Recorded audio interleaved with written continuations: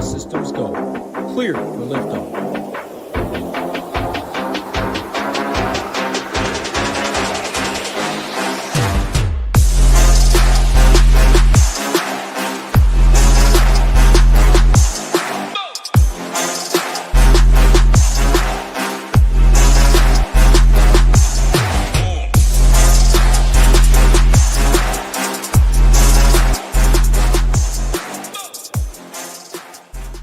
What is going on, everybody? Put me in. Coach Sean, Paraby, Wins a Lot, Lyle, Matt, Evan, Ricky, Ian, Cody, Anthony, King of all trades, Spooky, our man Jordan. Appreciate everyone out there. Anthony, I don't know if I said you or not. My man Rio, throw it to you right away. 9 games on tap. I like it spread out. So like only one game at 7, one at 7:30. A lot more after that, but yeah, it's a big boy slate. You said you like it from the get-go. What's going on? Yeah, not much. I think it's a pretty fun slate. A lot of got all the spends pretty much tonight, minus Luka obviously injured, but you got Jokic, Giannis, Wemby, Cat, LaMelo. Like it's a really good slate tonight. So I'm excited. Got all that injury news on the Atlanta side too. We'll have to see what we can do there, but it's going to be wow. I didn't even notice that Atlanta's the spread moved a ton, obviously, with all those guys being out, but they're 6-point underdogs now. But yeah, it's a good slate. I committed to doing Showdown tonight. We haven't had Showdown content for a while just because the content's been pretty bad. So I feel bad for all the people that they grind Showdown hard and they like having the slate plan. So we have an hour-long break after that last game. So I'll get a little slate plan going for all the late night people. Look at you go, Rio. I did see that earlier. I was going to bring it up. NBA right here, Showdown. Nobody has Showdown content in the business. A lot of success. Jay Anthony, Sir John Daly. He was getting mad that the contests were so small. Slate plan right here. Projections updated throughout the night. Really no better time to join. MMA, big boy card this week. Still about a little under, 3 weeks for NFL action. Not bad at all. NASCAR, I guess Daytona is like the same week as Waste Management, I think. A lot of sports going on. Shout out Nades and the NHL crew as well. Hit the like Anthony says. We do appreciate it for sure. Any broad slate overview, Rio, or do you want to dive right into it? Obviously, 9 games. Nobody comes more prepared than you. So, broad slate or jump into this first one? Yeah, I think we can jump right in. I guess quick broad slate is like obviously the Atlanta stuff. You're going to have to play probably minimum 2 of those guys, and I could see upwards of 4 to 5 probably. But I think this is a pretty solid slate in terms of correlating some studs. I think that there's some really, really strong game environments and some pretty clear stacking partners that I'm going to try to hand build some of those into my signature lineups, or definitely try to add some correlating rules in the optimizer settings to see if I can get that going. I like that. I like that a lot. 6 players, 10K or above. A lot of the 9K, 8K range, like you said. I mean, 9 games, all the studs are out today. So let's go game by game again. 1 game at 7, 1 game at 7:30. New York Knicks and the Philadelphia 76ers. Knicks 7.5-point favorites, 220 total. On the Knicks side, Cat is questionable. Curious to hear your take there. Philly side, PG, Maxey questionable. No Embiid, no Caleb Martin, no Drummond. Throw it to you right away. Any thoughts on the Cat stuff? And obviously Maxey, PG, important as well. So big game to start injury news-wise.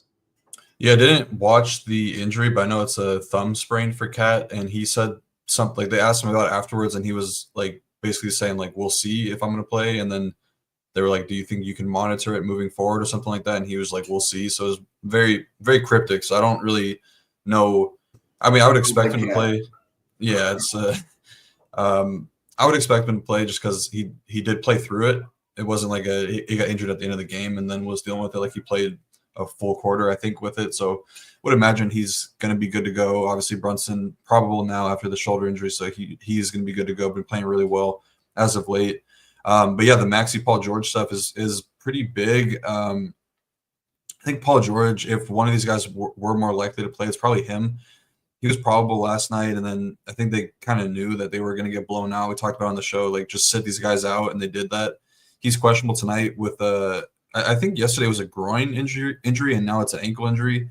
So they're just throwing injury tags out there. I think that he's more likely to play with Tyrese Maxey's. His injury is legit. I didn't know if it was. I thought yesterday they would just give him the night off, but apparently he got injured pretty bad over the weekend, played through it, and then sat yesterday out. But Nick Nurse basically said that he's not 100%. Like the hand is not healed yet. So yeah, I mean, there's a good chance that he sits again. And I know people are going to probably be looking to the side and try to get some repeat performances out of the Ricky Council, Jeff Dowden, Justin Edwards type plays. I would definitely proceed with a little bit of caution for a couple of reasons. One, like that was probably a 99th percentile outcome that you could get last night with these guys playing better than the vets that were in the starting lineup. It made a lot of sense to play them last night, which is why I had a pretty heavy overweight stance on all the backups, just because I knew the game was going to blow out. And then they weren't getting a ton of ownership. If those guys are out again, Reggie Jackson or Paul George and Tyrese Maxey, I'd probably just avoid this entire situation because I just don't really, especially if people are going to be getting ownership like Edwards. I would say Edwards is probably the best play if those guys were to be out. I would not be going back to Doughton. I wouldn't be going to Reggie or like Ricky Counts or anything like that. I probably would just be fine playing Doughton, but I just think that the Atlanta stuff is a lot better. Game environment is much better. Nick's still pretty solid. It's a different slate. Yeah. It's a different slate too, but also all those points like you mentioned, like I like that call. Yeah, easy fade on the Knicks or on the Sixers side. I think you could probably get to Paul George if he's in. Just really solid permanent guy with Embiid off the court, and definitely would have a really big role in his hands if Maxey were to be out and he were to be in. But I also think that there'd be a good chance Knicks blow them out if that's the case. But yeah, I think Cat is a really solid option. Not having Embiid on the other side of the court definitely boost up his matchup a lot because we've seen the Sixers rim defense be downright terrible with Embiid off the court this season. Yabu is not really a prototypical center. Like he's pretty undersized and just not that great of a rim protector. So Cat's going to have the size advantage, the matchup advantage. I think that he's very strong as a spend up option tonight at 10.1K. Definitely deserved price tag for him. And then Brunson matchup got a lot easier with no Caleb Martin on the other side as well, but really good point guard and center options tonight, so I'm not looking to get overweight on this game to start things off. I like it. Cat would definitely be my favorite play. Then after that, I mean, especially with the staggered start times, there's some Q tags out there when we go game by game. So I like the shot on like don't jump at the 76ers regardless, Maxey and PG. It'll be interesting to see what projections do, though, for sure. All right, let's keep it rolling. Another solo game at 7:30. Then the slate pretty much starts at 8 p.m. Eastern. Boston Celtics, Toronto Raptors. Big boy favorites are these Celtics, 14.5, 229.5 total. And looking at this game ownership-wise, one person, Tatum, above 10%. Nobody on the Raptors. Some sprinkles here, some sprinkles there. But obviously big total. Not a game I'm really jumping at playing at either. So any thoughts here? Is it just fade? Slate really starts at 8? Any one-off pieces? Yeah, I mean, the slate probably really starts at 8, but I do think there are some pieces you could get to on the Boston side of things. Toronto is not terrible either. Obviously, this is a tough matchup, but there could be some shakeup in the rotation, the starting lineup. It's probably going to be Ochai Agbaji back in there, but I wouldn't be touting him as a play by any means. But I mean, there's a small chance Jamal Shed sneaks in there. But yeah, I mean, the Toronto side is pretty much a full X out, I would say. Boston side looks a little bit better just because we know that these guys can play deeper into blowouts as well. Just with the way the rotations shake out, you might see Tatum in the game with 5-6 minutes remaining when they're up by like 25. So I don't think that he's a terrible option. Obviously, it's a really good matchup. The Raptors giving up a ton of 3-pointers right now, second most threes per game in January. So yeah, I mean, these guys are in a really good spot. I like Jaylen Brown in matchups where the team has a bad transition defense on the other end. That's what Toronto does. So both those guys are okay. It'll probably be max 1 on Boston as a whole.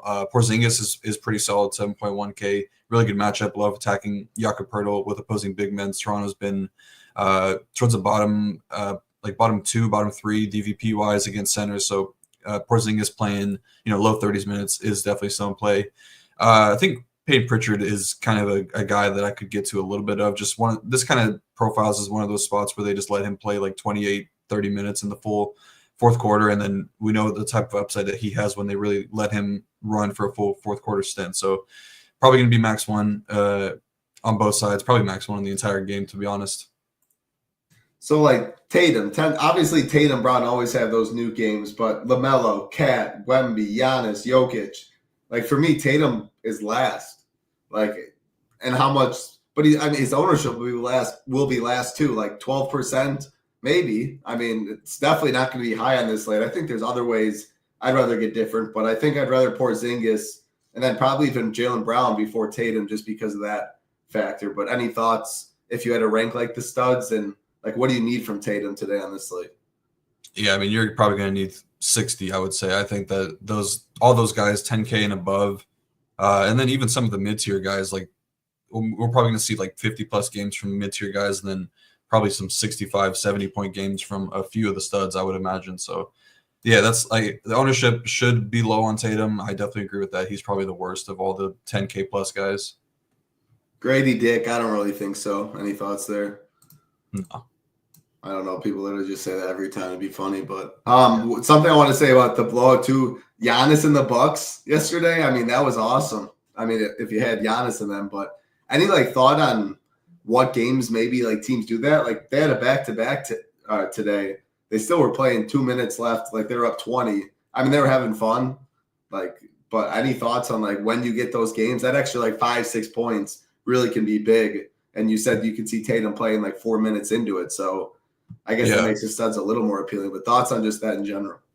Yeah, it's kind of just like a game flow thing because you'll see it sometimes. Like the Kings were never really in the game, but they also were never really out of it. So there's kind of like that in between last couple of minutes where, the team will just play their starters and kind of solidify the game, that, make sure that they don't come back. This is where you kind of see Giannis playing with like 2 minutes left, even though the Kings lost by like 20 plus points or whatever. Like they were kind of teetering between like, 16 and 22 points, which is 16 is still within striking range with 6 minutes left. So you kind of, it's like it was the perfect run out for Giannis. I was fading him in a lot of tournaments, so it kind of hurt me. But they did call a timeout with 4.5 minutes though, and the game was like 20 or something. Like it was pretty clear. Like the other Kings pulled their starters, I want to say, but Giannis still stayed in for that extra like 2.5 minutes when it really felt like. I mean, almost everyone else would have benched them, and I like that. They were at home, like they were having fun, so that makes sense though for sure. The Kings started the fourth quarter off heavy because I needed Giannis. I was on the other side, but it felt really, really lucky run out to get those extra points, and obviously Jokic busted. But we'll get to that in a second. We'll keep it rolling. Not much to start it off. So 8 p.m. Eastern start time for most of my teams: Atlanta Hawks, Chicago Bulls, 235 big boy total in this one. 6.5 point favorites are the Bulls. The reason for that, a lot of injuries on the Hawks side. Trae Young, Jalen Johnson, Risha Shire. Oh my gosh, I might have got it right. DeAndre Hunter. On the other side for the Bulls, Kobe White questionable, Io questionable, Lonzo doubtful, back-to-back. Any thoughts on Kobe White and Io injuries? And man, I know Giddey. How did he finish? I know he had a monster first quarter. Yeah, he's a point away from the triple-double, I believe. Wow. Oh, 3 points away. And he still put up fit. Wow. What a game for Giddey, 53. I mean, this is definitely the game environment you want to attack. No doubt about that. So you're naturally playing Hawks. I assume you're going to get to Bulls. You said minimum 2 Hawks. Is there a max? And then, talk Bulls guys. Pretty mid-tier builds if you go that route. Yeah. Before I dive into Atlanta Sex, I definitely think it's going to take a lot of time to break down the Chicago stuff. I was watching the game last night. Kobe White it was towards, I don't know what it was, like maybe the 4 or 5 minute mark. Kobe was at the free throw line and kind of like grabbing at his neck. He's been dealing with that neck injury for a week or two now. So questionable, not good. Like there's a good chance that he could sit here. Io, this was their target return date for him. So probably expecting him back, for sure going to be on a very strict minutes limit. The person he's probably going to eat into the most from a rotation standpoint would be Patrick Williams. So wouldn't really worry too much about the guards. They've been pretty lenient with Giddey's minutes. They've been, Billy Donovan's been kind of letting him run out there a little bit more. He's just doing a lot on the offensive side, actually shooting the ball decently as well. I think Kobe White would have a pretty big impact on those guards playing more minutes. Then you probably see like THT sneak in there for a little bit, maybe some Javon Carter, something like that. But it's definitely the guys up top that you're considering tonight on the Bulls. I think you could probably cross out everybody in the Bulls outside of Giddey, Vooch, and Levine. But they're all really strong plays for different reasons. Levine coming off of a pretty underwhelming performance last night. I think he had 9 fantasy points in the first half with 0 real points, then ended up finished with 43 DK points. So a lot of meat left on the bone. If he just had an average first quarter, is probably easily topping 50. So he looks like a fine option tonight. Obviously going to get the Dyson Daniels assignment, which is tough, but the Hawks they're playing really bad defense right now. The rim defense has been terrible. Levine's driving a ton. Their 3-point defense has been awful all season long. Levine's a really good 3-point shooter. So a lot going right for Levine tonight. Vooch is in a pretty good spot. Just the center position is way too strong tonight to spend 8.3K for Vooch. Probably just spend down or all the way up is how I'm looking at it. Definitely ownership will be really low on him. I don't think he'll touch double digits, probably in like the 5% range, which you always have to have a little bit of interest there, but still, like the ceiling for Vooch is not as high as a lot of these other guys tonight, so probably won't get too much of him. And then Giddey, I definitely like him, 7.5K. Kind of same thing though. Point guard is very strong tonight, so you're going to need a huge game from him. But I think that he's more likely to hit a ceiling game than Vooch, or when he does hit the ceiling, it's a lot more impactful than a Vooch ceiling game because you can play 3-4 guards in some lineups. So I'd be okay with Giddey, definitely like Levine. But yeah, the Atlanta side. So there's a couple. Which one do you prefer, Giddey or Levine, if you had to pick? Levine, yeah, for sure Levine, just because the positional stuff. Shooting guard, small forward is pretty big on this slate. Well, I mean, point guard is really good is what I mean to say. Yeah, so the starting lineup for the Hawks, there's a couple of different iterations I think that they could do. The one that I think is least likely is Keaton Wallace starting at point guard. I do see Basketball Monster has him projected, but I highly doubt that he's starting. He's been in the G League, and he's actually been really bad if you've ever watched him play. Like there was a small lapse in time where he was playing meaningful minutes behind Trey, and that was with Vit Krejci out, I believe, earlier in the season. He just doesn't really have a lot of offensive games, so I don't think that he'd be the best option. I think what they could do is probably go Dyson at the 1, Vit and Dyson as the 1-2, and then you can go with Bogdan as a 3. Who's going to be the power forward? It's either going to be Garrison Matthews or David Roddy. I think that they'd be way too undersized and probably terrible defensively with Garrison Matthews out there. So I think that Roddy makes the most sense. And if that's the case, if Roddy's starting, I think that he's kind of a lock tonight. I'd find it really hard to get away from him because they just don't have a lot of front court. They just don't really have a lot of wing depth. So he could really play a ton of minutes. Because I don't think they're going to be running out this Daquan Plowden guy very much. He's a G Leaguer. Dominic Barlow, I don't think he's even seen minutes for the Hawks this season. Maybe they slide Onyeka down to the 4. They did that a lot last season. They haven't overlapped Capella and Okongwu at all this season. So maybe they bring that out tonight. Doesn't feel like a good matchup to be going double big. No. Chicago did it a little bit last night with Jalen Smith and Vooch out there. I don't think that they do it again. I think it was just because the Pelicans were just killing them around the basket. But that was like a minute or two of overlap. They didn't do it much. So I don't think that they're going to have both those guys out there at the same time. I think they keep them in their same roles. But yeah, in terms of like priorities in this game, I think Roddy is probably the best value. Then I would say Vit Krejci is probably the next best at 4K. I think that there's a decent amount of downside on Bogdan just because, there's the range of outcomes for Bogdan is decently wide tonight just because he hasn't really seen huge increased usage rates with Jalen and Trey off the court this season. Probably doesn't have a choice. Going to need to play play on ball a lot more this game and be more of a distributor, but he just doesn't really have too much of a offensive game in terms of creating offense for himself and other people. So you're kind of hoping that he runs into a game where he has a lot of potential assists, maybe falls into like 4 or 5 rebounds and then shoots the ball well. But this is a back-to-back. They've been limiting him pretty much all back-to-backs, and he's got knee inflammation. So there's probably, I don't know if the upside for minutes for him is above 30, probably like 28. So yeah, got to see how things look with him. But I think that he might be my least favorite of the values. A little bit worried about Garrison Matthews as well, just because he's really scoring dependent, but he's a pretty efficient 3-point shooter, and it's a decent matchup for 3-point shooters, so I don't mind him. Would not play Wallace if he's not starting. Probably would even be a little bit worried about him if he were starting. And then Capella and Okongwu, I think, are very good now. Have to see how the double center lineups would look with both of them, but the prices are probably close enough and high enough where I'd want to be max one of those two guys. And then Dyson Daniels, I think that you don't have to make any rules for him. I think that he's probably a really strong option. He's done really well in the 2 games that Trey's missed this season, averaging 46 DK points per game. And those are two really tough matchups against Boston and Memphis. This is a much softer matchup against the Bulls, who are bottom 4-ish against shooting guards and point guards in DVP. So I think Dyson has a ton of upside here. Phenomenal breakdown. So even if Roddy doesn't start, you're still good with him, pretty strong. I know you said he starts, he's almost a lock, but yeah, I think that they have to play him a lot of minutes. It's just they just don't have anybody. Like, he's really the only power forward, and I would say even he's undersized as a power forward.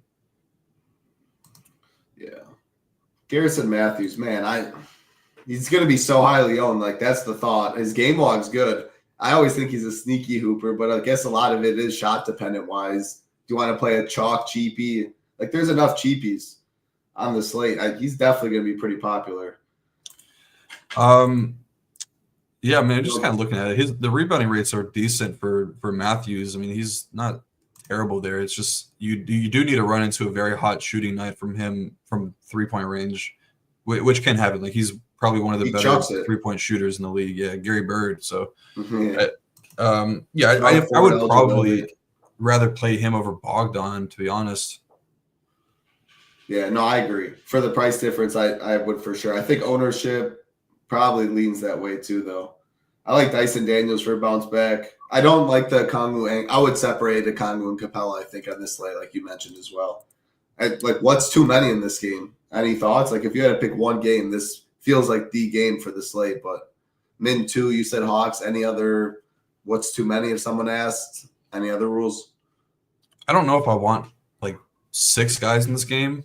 I would be fine with like 3 to 4 Atlanta guys and then one of those Chicago pieces. But I think that 6 might be asking for a little bit too much. I mean, it's pretty easy. Like, if you can play a Kongwu, Frazier, Matthews, and Roddy, and then bring it back with Giddey or Levine, and you'd be, I think that lineup still has a ton of upside. So I wouldn't mind doing something like that. I do prefer, like, if playing it's like a game stack, I probably want to get to Dyson Daniels because I just think that he's got the highest upside on the Hawks. But from a per dollar standpoint, probably much easier just to get down to the value guys. Yeah, and again, because you're still left with a lot of salary. If you plug in that like core 4 that you just said, you can spend up for the Wembys, whatever you want in the world. So definitely we'll have a lot of ownership in this one. Let's keep it rolling. Next game on the slate, Milwaukee Bucks, the Orlando Magic. These guys just played each other the other night. -6.5 for the Bucks, 212 total. One of the lower totals on the slate. Giannis absolutely drops his ball bag on him last time. Going to be pretty low owned in this one. Did play 36 minutes yesterday, though. Another great game. Magic's not the best matchup. Obviously, they just played each other the other night. Any general thought on that? I always ask baseball people I'm on the show with, BVP, when you see the pitcher or not. I'm actually curious. You're a baseball guy, too, so curious your thoughts on that. But like a team in basketball, does it mean anything that they just played the other night? Does a team try a little harder? Any thoughts on that in this game? Yeah, I think so. I mean, even just looking at the standings, like the Bucks are kind of creeping up there. So I think Orlando is definitely going to want to get their lick back if what the cool kids are saying. But yeah, I mean, there's definitely something to that. Obviously, you play some of these teams so many times. There's tendencies that you see in the games. You definitely can adjust to that. And I always talk about the Orlando coach. I think he's probably the front runner for coach of the year, or at least he should be, just with how good this team has been all season long with all the injuries they've dealt with. So yeah, in terms of like making adjustments, I think he's probably one of the better ones. And Doc, I mean, say what you want about him, but he's he can be a coach donkey at times. So I could see Orlando definitely hanging around in this one. But yeah, like you said, it's a pretty gross game. I do think that this plays out on the lower scoring side of things, which it did last time, 109-106. Milwaukee took that game. But still, there was some pretty solid fantasy production for both teams. And it's kind of easy to break down because we know where the fantasy production is going. Both these teams are really condensed. So it makes it a lot easier to kind of sift through the plays in this game.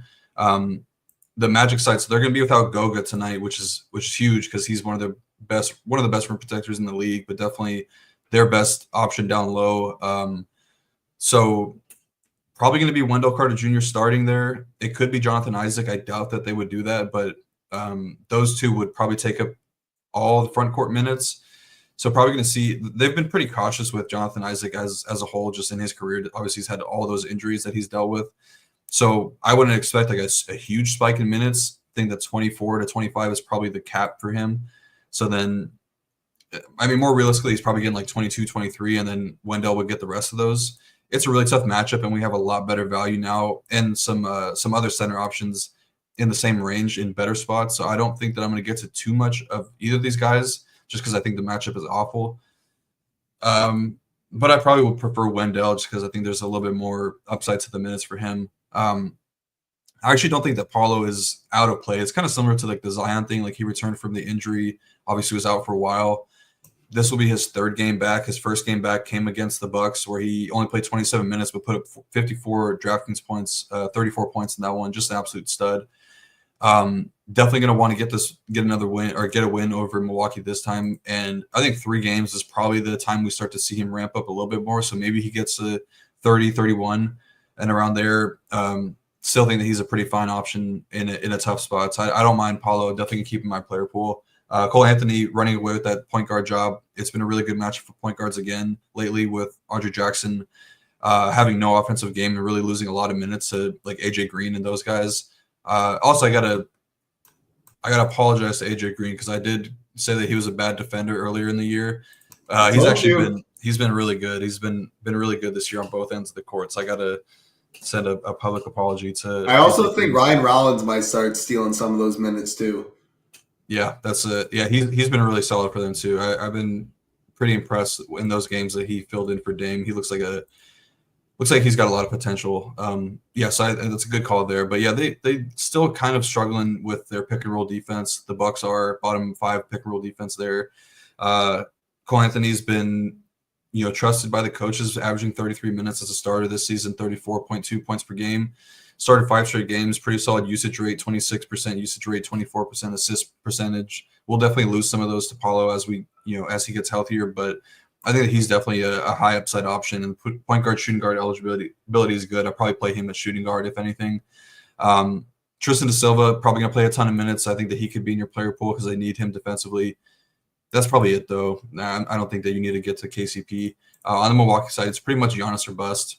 Definitely can play him in any matchup. He showed that he's matchup proof twice in the last 3 games. The Sacramento Kings, one of the best rim defense in the league. Giannis put up 73 against them, 74.5 against Orlando. Left a ton of meat on the bone as well. Shot 3 for 10 from the free throw line, so could have easily been in the 80s. Nothing bad to say about Giannis. I think that if you have the salary to get to him, you should feel pretty comfortable about having him in your lineup. Maybe sees a little bit of a dip in minutes with this being a back-to-back, but not very likely. Chris Middleton is returning to take a little bit of usage away from him, but yeah, not too worried about that. I think that Giannis is a great spend up as always. Yeah, if he's getting 36 minutes, sign me up for Giannis, especially at this ownership, any single day of the week. Did I miss what you said about Jonathan Isaac?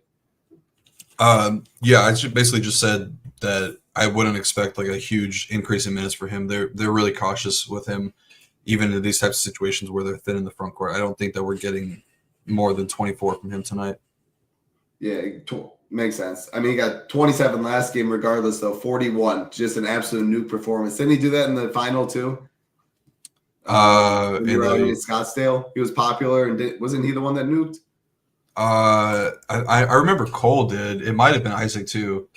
I feel like he was really low owned and he nuked. BPC or that really sharp guy. I feel like he had him at like a couple percent. He was nuking in that Hawks game. I don't know what made me think of that. BP Colonia, is that who you're talking about? Yeah. He had him at super low ownership, and he definitely nuked in that game. I met him out in Chicago. Yeah, good dude. Cool dude. I think he went to Madison. I don't know. He was a local guy. One of his buddy, LaVertical, is another DFS player. He was out there. I think they're all like Midwestern kids. That's dope. That's what I thought. Yeah, I mean, he crushes for sure, but I don't even know how we got in the. Oh, yeah, Jonathan Isaac, low ownership. Yeah, I remember like Rio top 10 in that one, right? 10th place. I was right there. I think I might have finished like 11 12, something like that. Yeah. All right, let's keep it rolling. Next game on the slate, still plenty to talk about. Dallas Mavericks, New Orleans Pelicans. We have 1 point favorites are the Pels, 221 total. Unfortunately, no Zion. He is resting. Come on, buddy. Rested enough. Other side, Dallas, no Luka. Kyrie doubtful. Derek Lively hurt his ankle a couple minutes in. That was absolutely brutal. That means Daniel Gafford definitely going to be a center that gets some ownership on this slate.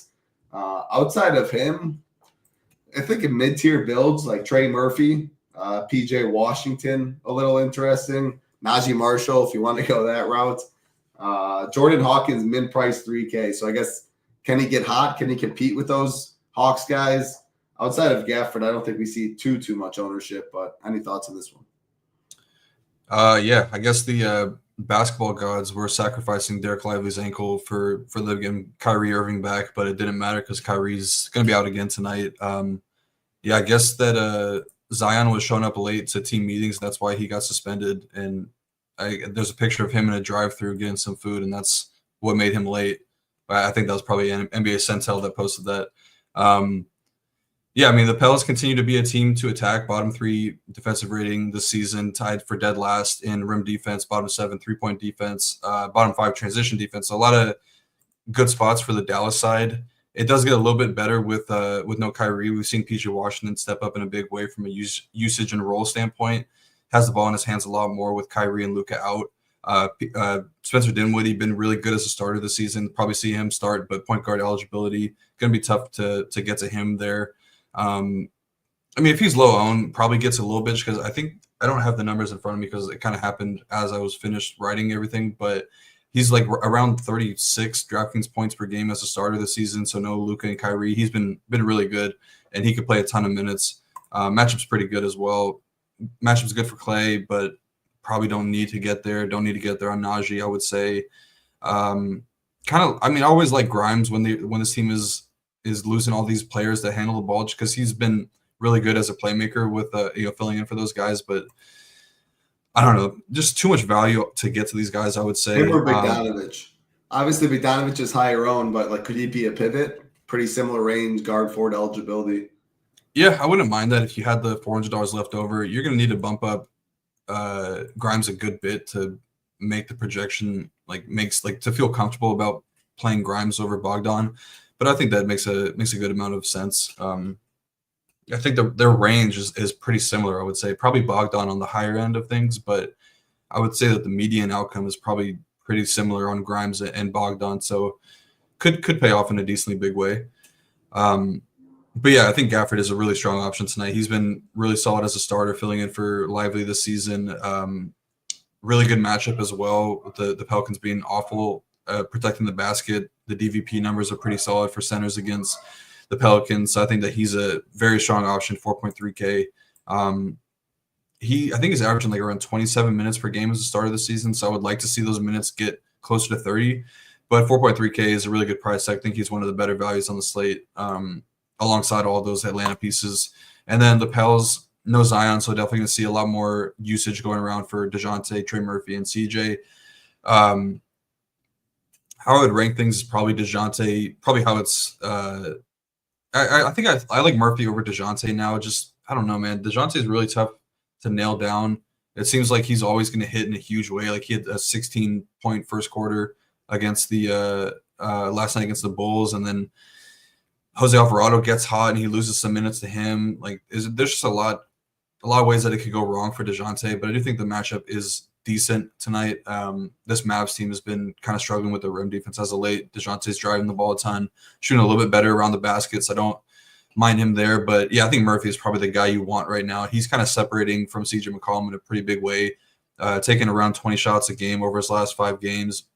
It's not a great matchup for 3-point shooters, but he's kind of adding another layer to his game. He drove it a ton last night, 15 drives, scored 12 points off of those drives. So definitely adding more versatility to his game offensively. I think that he's a really, really solid option at 7.4K with plenty of upside. I mean, he shot 2 for 13 from 3 and still put up 54 DraftKings points. So we're talking about, him making a third of those shots, or like 40% of those shots, and he could have been in like the mid 60s. So yeah, I think that Trey Murphy is a pretty solid option.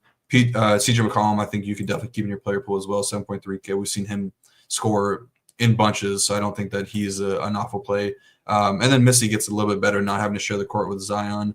I probably don't want to mess with these value plays just in comparison to the Atlanta guys. Hawkins is probably the guy I would look to, but they don't really run his numbers up, his minutes up a lot. They kind of can they ran a little bit of DeJounte and Jose Alvarado last night, so I think that they could do that again here. So I like the guys up top on the Pelicans, and then Daniel Gafford I think is a really solid value. Yeah, I love the shot on Trey Murphy, which makes me I think it was last show we were talking bad about CJ. Like, he feels like he really rarely gets there. By far my favorite Hawk would be, or Pelican would be, Trey Murphy, and I think Trey's really strong. He's going to get played some, but in the mid-tier builds, you can still play a stud with him. Gafford on that side, and then I think Quentin Grimes is fine. But, like, when you do compare directly to Bogdanovic, the thing is, Bogdanovic is, every time I feel like he's chalked the dude snowflakes. Like, he has upside, but, man, it can go wrong for him. Not like it's a 1v1 direct pivot, but in chalkier lineups, I think Grimes at low ownership showed a 40-piece upside. So I'd be good with that. But it's not a game I want to go too overboard on. No Najee Marshall, no Tice. PJ Washington, good as a last man. Yeah, I like PJ. It's kind of same thing as Murphy, like that mid-tier build. I think that he makes a good amount of sense, and he's also attacking the basket a lot. When Kyrie and Luka are out, you see his drives tick up in a pretty big way, and great matchup for guys that are going to be scoring around the basket. I don't know if it's enough like to pair him away from Gafford in terms of the way that they get fantasy points. Like, is that enough of a leverage spot to fade Gafford for PJ? Probably not, but I think PJ makes a good amount of sense tonight. I like it. I do prefer Trey 400 more if I had to pick. Let's keep it going. Next game on the slates. Again, 9 on DK, 11 on FanDuel today. And Rio will have showdown content.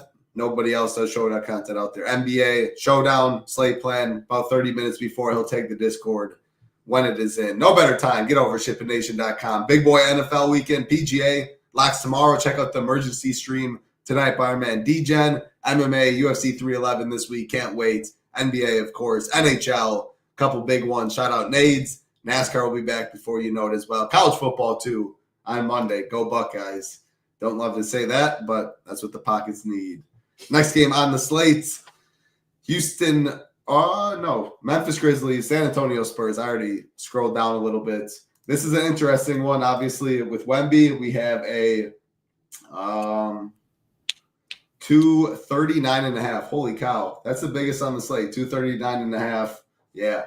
We have the Grizzlies 2.5-point favorites. Injuries, no SoCan. Memphis side, no injuries to talk about. But we do have a big boy total, 239.5.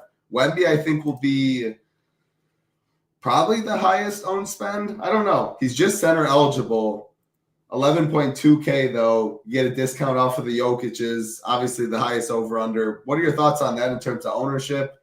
Don't think Memphis side really gets much. Can we get a Jaren Jackson Nuke game like we got last week? Something like that at low ownership. But do you think Wemby, I'm going to start it off, is the highest owned stud? Yeah, it might change though, because we got all that value in Atlanta. Like, it's pretty safe. You can probably get up to Jokic pretty easily. I think people are always a little bit more comfortable clicking on Jokic's name versus Wemby, just because I think the floor is better on Jokic. So, and then Giannis with the power forward eligibility probably gets a good amount. But it's probably going to be Wemby as the top owned spend tonight. I mean, I kind of agree with it too. I think this is a pretty good spot for him. Obviously, the game total is very enticing. All Memphis games they kind of project really well from a game total standpoint, just because they play so fast. The issue with Memphis is that they're similar to the Warriors in the sense that they're going to play a ton of guys. Like, it's really frustrating not knowing that if your guy is going to play 32 minutes or if he's going to play 27 minutes. But we have seen them play Jaren Jackson a lot more as of late. He's been kind of in that 34, 36-minute range. A lot of that was due to injuries to Ja, and Santi was out for a bit. But I think generally they want the guys that are going to give them the best chance to win on the court as much as they can handle. So I think Jaren Jackson probably is going to be settling in around like 32. I don't think that he's going to play tonight just because I think the spend-ups are a little too good. But Ja, I think, is a very, very interesting option at 8.5K, coming in at decently low ownership. Kind of routinely seen him getting capped at the 30-ish minute range, but he got unleashed last game against the Rockets, played 37 in that one. This is another game against a Western Conference opponent that they want to get. Spurs are kind of right there in the playoff hunt. Grizzlies a couple games ahead of them, but still should be a pretty big game against a big name player like Wemby. I think Ja kind of gets up for those types of matchups. So if we're getting him 32 plus minutes tonight at low ownership, I think that he's an exceptional play. Not too worried about the matchup. Stephon Castle, solid on-ball defender, but still young. And Ja is just way too athletic and way too good. Ja's been driving a ton as of late, 18.5 drives per game over the last 3. Not shooting that great, 37% off drives. But the Spurs' rim defense has been really bad this month. They're bottom. I have the number somewhere. They're in like the bottom 5. Oh, so they have the second worst rim defense in January. It's like last 7 games. They've been really bad with the rim defense, and Ja is going to be driving the ball a ton. Massive usage rate from Ja this month, 35.5%. So yeah, I think Ja. There's a lot of things pointing in the right direction for Ja, and I like pairing him with Wemby if I could find the salary to do so. I could see them going back and forth a lot this game. It's really just Ja on the Memphis side for me. I don't think that Bane is never really the type of guy I love to play. The price is always a little bit too expensive and doesn't play enough minutes.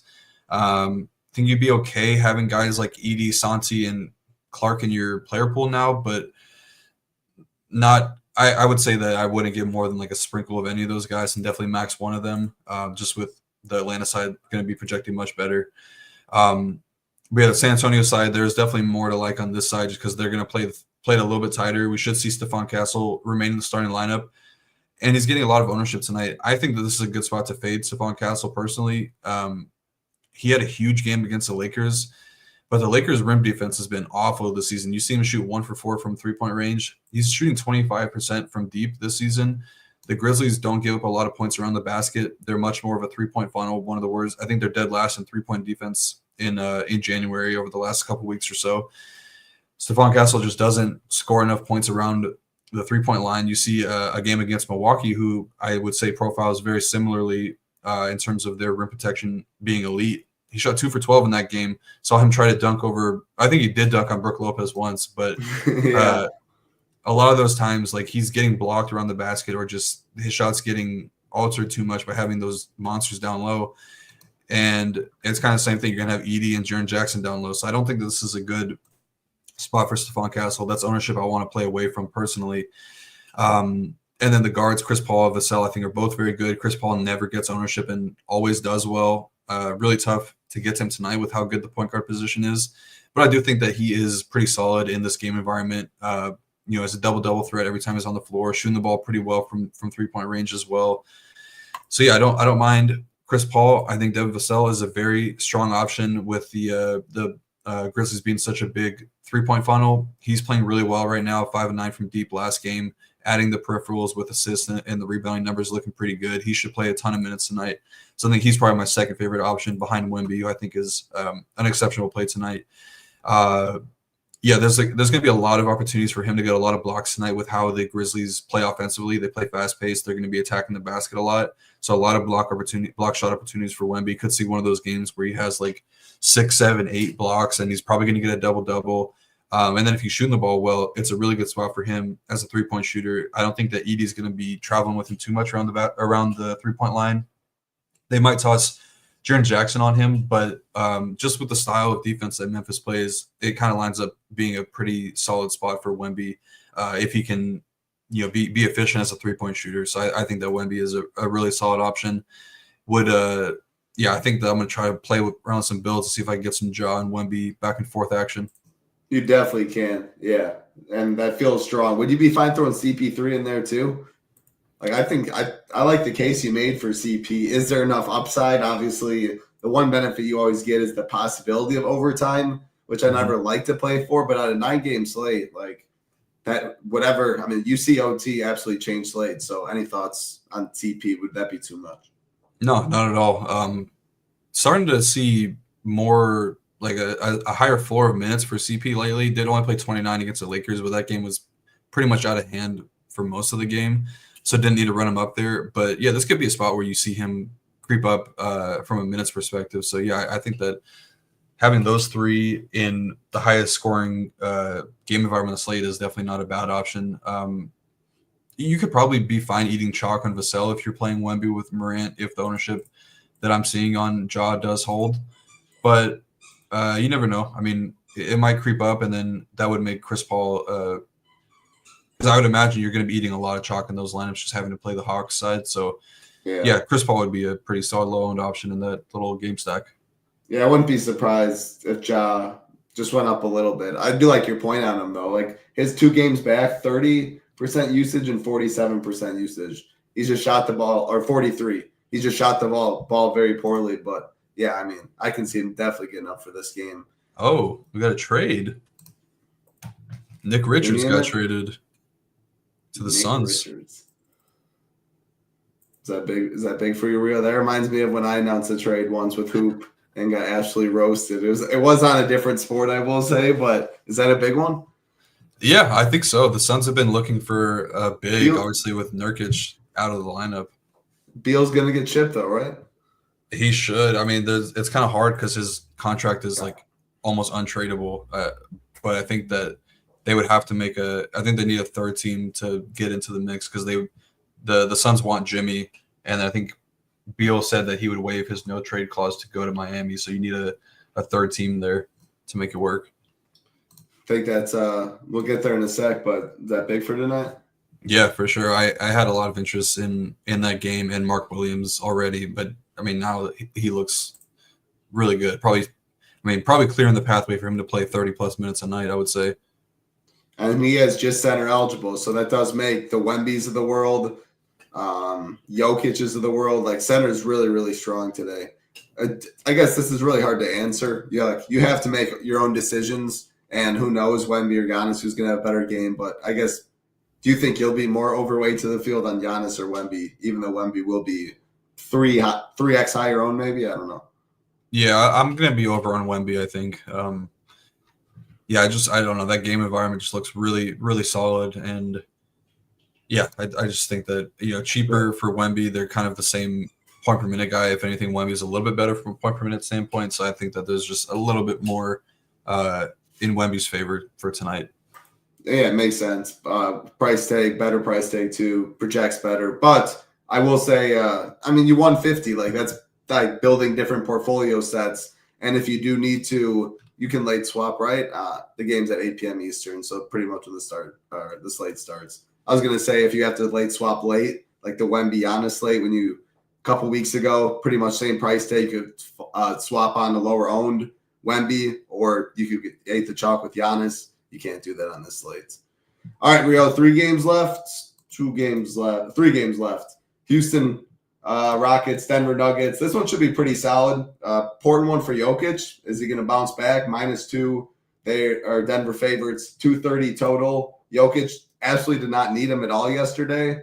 You said he shot 7 shots, triple-double. Yeah. Jamal had, 44? 46 maybe? I don't know. He was up there. He had 45. Yeah.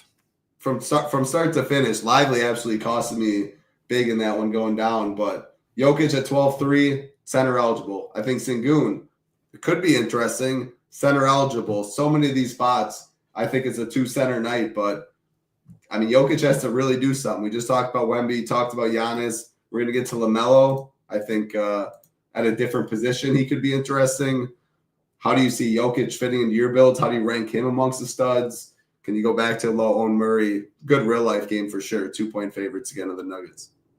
Yeah, it's a back-to-back for the Nuggets, obviously. They didn't really need to play their guys a ton of minutes, but Jamal still played a lot, which was a little concerning just with all the commentary from Mike Malone saying that he's banged up, dealing with all these different injuries, and he even got injured midway through the game against the Nets, and then the game against Dallas, he wasn't playing well, and Mike Malone said he was considering sitting him in the second half of that game. So it was very just kind of random out of the blue to see Jamal get up to 37 minutes. But yeah, Wardo said it earlier. I think that Malone wanted him to get up to 50 points, and he was playing lights out. I was driving and I had the game playing on my speakers, and all I was hearing was Jamal for 3, Jamal for 2, Jamal. Everything was just running through Jamal. And that was really hurtful when I had Jokic and just him not really doing anything. Jokic was still great from a point per minute standpoint. He had 51 in 29 minutes, so triple-double.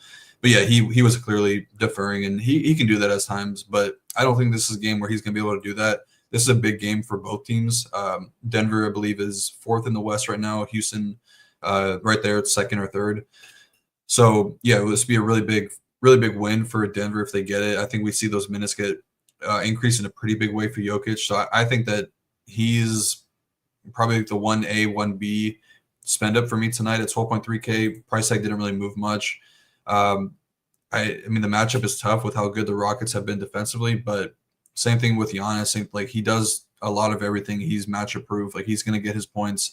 I don't worry about the individual matchup against Sengun, I would imagine, but maybe they throw Dylan Brooks on him. We've seen Brooks guard centers before.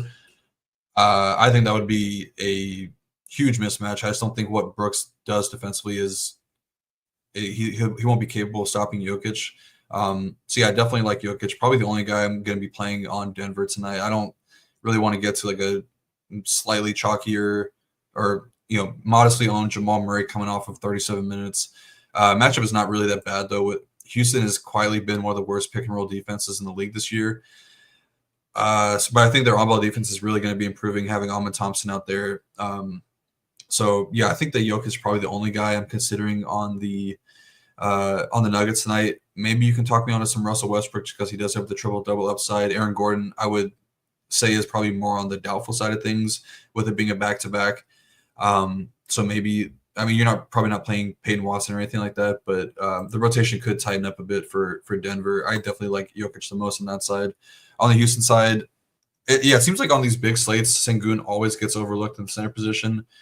I definitely kind of fall into that bucket of being the people that overlook him just because I think that it's way too strong of a position and his range of outcomes is a little bit too wide for comfort for me. So I'm probably not going to get to too much of Sengun. I won't X-Men my player pool because he is cheap, but not my favorite center option tonight. My favorite play in this game on the Houston side is definitely Ahmed Thompson, and we're finally going to get him at modest ownership. 12% is what I'm seeing around the industry. Like, we have him at like 10.5, 11%, which looks really good. 7.8K is probably an uncomfortable price tag for a lot of people to click, but there's a lot of things going right for him. He's playing 41 minutes on a nightly basis in close games. This is projected to be a close game. Averaging 43.3 DK points per game as a starter this season, and the style of play against a Nuggets team that is really bad against transition scores should line up really well for Ahmed Thompson. So I think him at 7.8K, pretty low ownership, looks like a very strong option. Another one of those pairings you could do with Jokic and Ahmed, because I do think that that is a pretty strong correlated pairing right there, because Jokic, obviously, when you get into those big outcomes, it's in a close game, and Ahmed is going to play 40-plus minutes in a close game. So I like that pairing right there. And then probably won't play much on secondary pieces. I think that Jalen Green is okay just with how well he's playing right now, averaging 30 points per game in January. A little bit too expensive and close enough to Fred VanVleet where I probably want to be max one of those two, but definitely would side with Jalen Green just because he's red hot right now.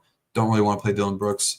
And I guess Whitmore can stay in your player pool, but I like playing him in games where they're projected to blow a team out. Like, you play him against like the Wizards where he gets like a full fourth quarter run, not a team like the Nuggets where I could see him really getting cut down. Great breakdown. Definitely. I mean, I think Jokic is my favorite if I had to pick one. Like Anthony said, in a close game when he did defer yesterday, like, I think a lot of the offense runs through Jokic. And I want them to put Dylan Brooks on Jokic. I don't think it'll happen. I think they'll probably go Sengun, but I think that'd be a mistake for sure. We talked on Roddy. One of the first games on the slate, we did like Roddy. So you mentioned like Westbrook. He definitely has the upside, but like Dyson Daniels is 100 more. Clearly, Daniels is a way stronger play. Obviously, has way more ownership. Other people in that range, though, you mentioned like CJ, Giddey for cheaper, Kobe White if he played. Like, what of those guys stand out more? Do you like Giddey and CJ? You really mentioned. Where would Westbrook fall amongst those guys? In terms of like Giddey, CJ, and Dyson? I would rank them. No, Dyson's by far the best. Giddey, Westbrook, CJ. That's how I'd rank them. How would you rank those guys? Obviously, price included, 7.5, 7.3, 7K. Yeah, I'd have it the same. Giddey, Westbrook, CJ. Yeah, it's kind of tough to group in CJ there just because he does have the shooting guard eligibility. So I don't think that I would be playing him as a point guard, but yeah, I think that he's probably just like I think him and Westbrook are probably like pretty close. As how I would rate it. I think CJ is actually kind of pretty good tonight. Okay. All those guys by mentioning, like point guard, I think LaMelo's going to get some ownership. I think Ja will. I think Daniels will. And then I think it'll be more cheap stuff. Like I could see all those guys being sub 10% on a slate like this, which that's what I wanted your take. But Giddey would be my favorite just because I think he has most 50-point upside games. 2 games left on the slates. Let me scroll down a little bit. Charlotte Hornets, the Utah Jazz. Your Utah Jazz definitely have a lot of injuries today, Rio. 221.5 total. Charlotte 5-point favorites. For the injuries I'm talking, no John Collins, no Colin Sexton, no Laurie, no Jordan Clarkson, no Juzang. Charlotte side, they did just trade Nick Richards. We talked about that a little briefly. Obviously, will be massive news. You hinted at it. 6.1K. It's not like he's free, but you think he's going to get up over 30 minutes. Talk about what that does to the slate now. And then the Jazz, I mean, they're already going to get some ownership with how injured they are. Hawks probably will be higher owned, but Jazz would be like the second highest owned team, I'd have to say. And then talk about like this is late swap stuff, kind of 9 p.m. Like, are there any low owned pivots you can maybe make if you need to catch up, stuff like that? Yeah, I mean, first of all, thank God the Hawks ruled out all those guys so we don't have to mess with this Jazz situation because it's been a headache for DFS players, but especially me watching these games and being emotionally invested into the Jazz.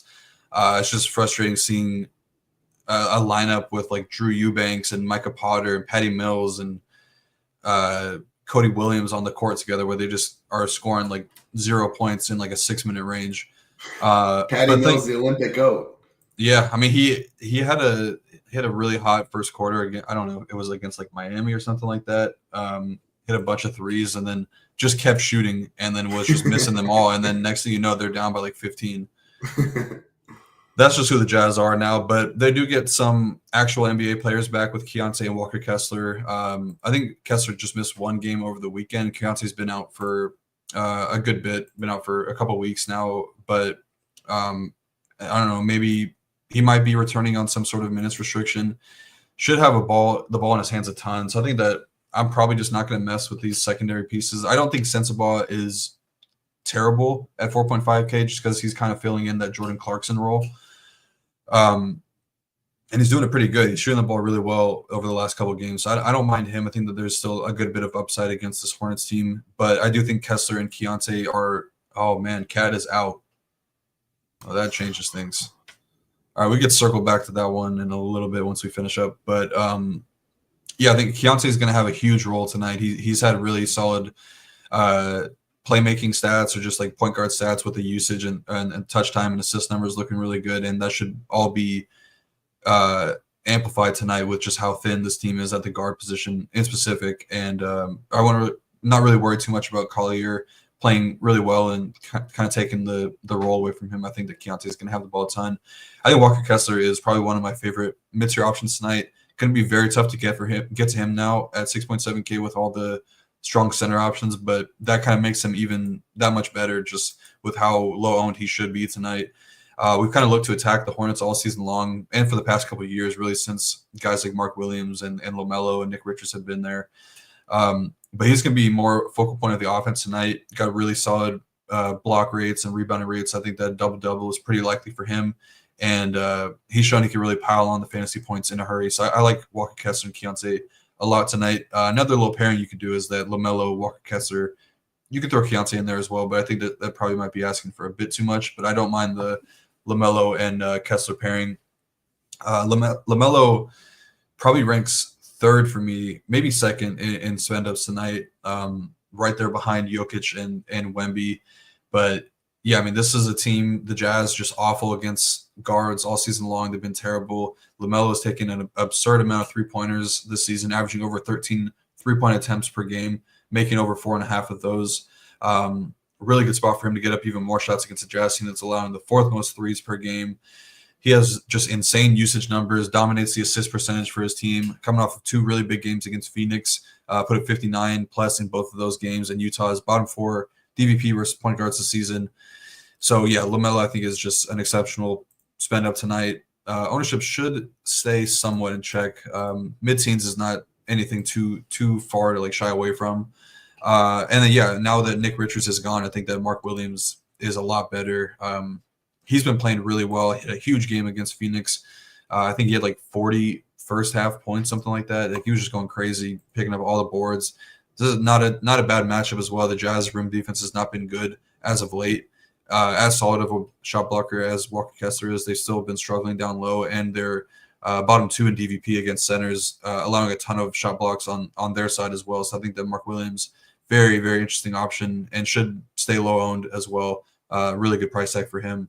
And then Bridges, I think, is okay just with how bad the Jazz are in transition. Could be a spot where we see a little bit more offense from those guys, from the young guys like Bridges and Brandon Miller. But yeah, it all lines up like a really huge LaMelo Ball spot, in my opinion.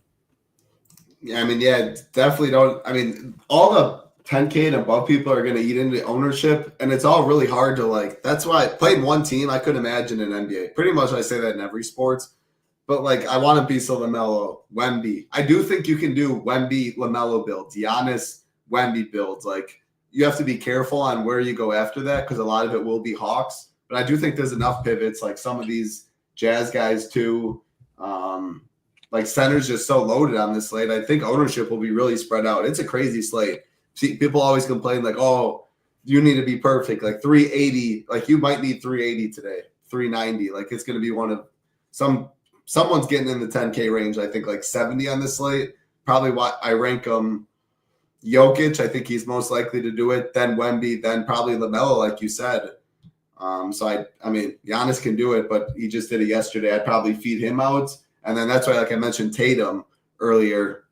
Any of these guys can, but there's no way I could get to Tatum, I think is what I'm trying to say. I like your Kessler shout. He'll be pretty much unowned. Mark Williams now looks solid. Sensible, some owners or some value, and you always love your boy Keontae George for sure. What do you think, like Brunson ownership? Does that lower LaMelo at all, or any of these guys? Do you think?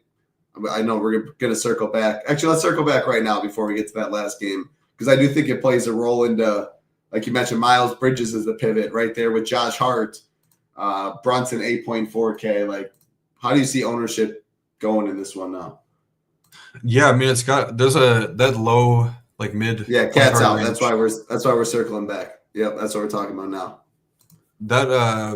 That low like mid tier range for point guards, like the 8.5K range is really good with Ja, Dame, Brunson, DeJounte Murray there, even Giddey for a little bit cheaper. So yeah, he's definitely going to be the highest owned of that bunch, I would think, and probably for good reason. I mean, I haven't obviously looked at all like the on off stuff for Brunson, but this might only be like the second game we've seen Cat miss this season, so don't really have too big of a sample, but we know that Cat is second on the team in usage behind Brunson, so he's probably going to just have a huge role. But yeah, I would imagine Brunson gets a lot of ownership now, probably settling in around like 20, 22%, something like that. All these guys have to get taken away some. I think LaMelo for sure, maybe he comes down to like the 8-9% range, and if that's the case, fire up LaMelo all day.